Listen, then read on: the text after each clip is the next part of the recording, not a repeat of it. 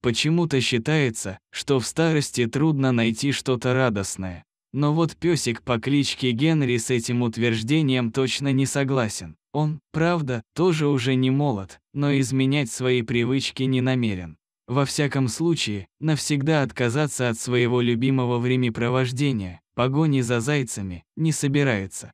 Есть одно но.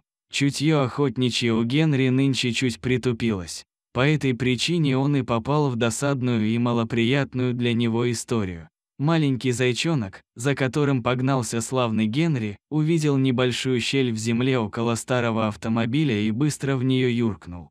Генри, естественно, ринулся следом. И тут же застрял, досадно и обидно.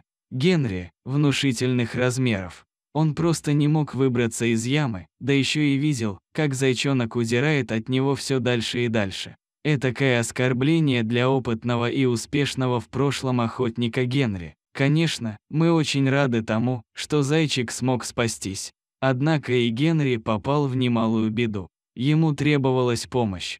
Поэтому солидный бедняга принялся так лаять, что на всю округу было слышно. Он очень надеялся, что его услышат и придут помогать выбираться из нелепой западни. Хозяева Генри заметили, что пса нет рядом. Где он? Стали искать. Позже наконец-то услышали его отчаянный лай. Однако не могли сообразить, откуда он идет. Прямо привидение какое-то. Прошло время, и владельцы пса поняли, что сами не могут отыскать питомца. Они позвонили в организацию Franklin Sound Animal Control and Shelter.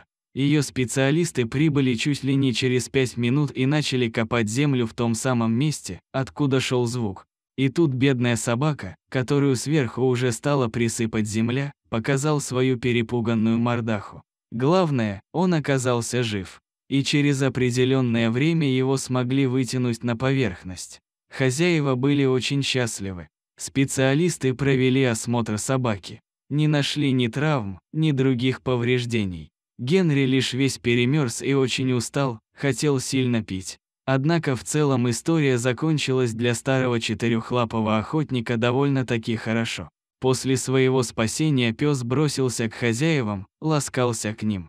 А они дома приготовили для Генри его любимую лежанку около камина, чтобы неудачный охотник поскорее согрелся и окончательно пришел в себя. Пока никто не может сказать, захочется ли Генри еще раз бегать на перегонки с зайцами или нет. Но мы желаем старому бойцу быть осторожнее и внимательнее, не терять в азарте голову, чтобы вновь не попасть в какую-то переделку.